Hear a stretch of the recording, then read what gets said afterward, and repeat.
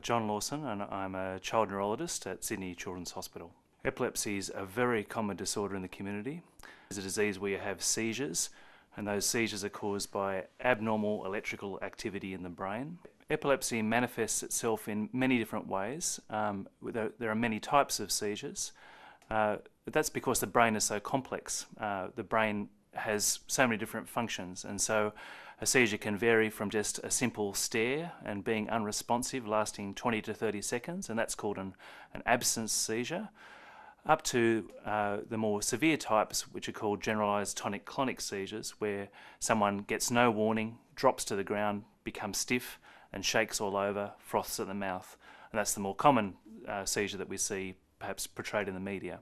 It is a very common disorder, although that's not really known by people, and that's partly because it's a taboo illness. It's kept a bit of a secret within the family, which is unfortunate.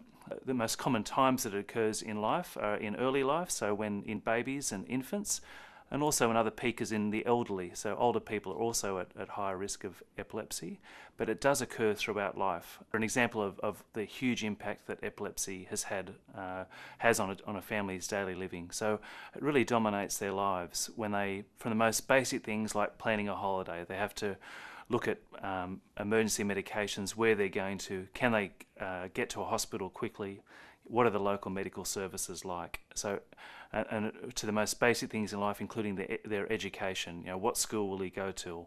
Will the teachers be understanding? Will the school be understanding if he has a fit at school? Will they panic when they go to sleep each night?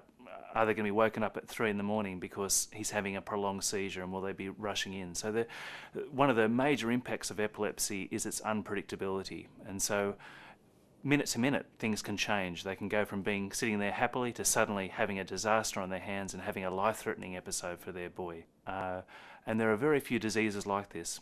Most diseases, you know, you live with day to day, you understand basically what's going to be happening from day to day, but the unexpected and sort of lightning strike of epilepsy places a huge extra stress.